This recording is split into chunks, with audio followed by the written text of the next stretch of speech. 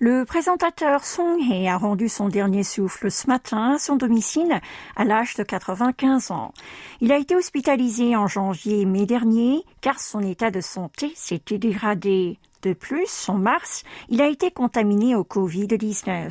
Né en 1927, dans la province de Hwanghae en Corée du Nord, Song s'est installé à Busan lors de la guerre de Corée. Il a commencé alors sa carrière de chanteur en 1955 et s'est fait connaître auprès du grand public en tant qu'humoriste. Depuis 1988, il a animé tous les dimanches le concours national de chant sur la chaîne KBS 1.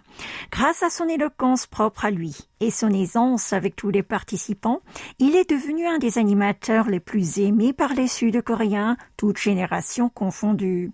Il s'est produit pendant 34 ans en voyageant partout sur la planète, allant du Paraguay jusqu'au parc de Moranbong à Pyongyang en Corée du Nord. Pour rappel, il y a près de 2 semaines, l'animateur vedette est entré dans le livre Guinness des records comme étant le présentateur de télécrochet en activité le plus âgé au monde. L'ancien doyen de la télévision sud-coréenne voulait récemment arrêter son émission à succès pour des raisons de santé, mais l'équipe de production de la KBS lui a proposé de faire le tournage dans un studio au lieu de parcourir tout le territoire. Il ne pouvait d'ailleurs pas participer au récent numéro dont le tournage en extérieur a été relancé pour la première fois depuis 2 ans à la suite du recul de la pandémie.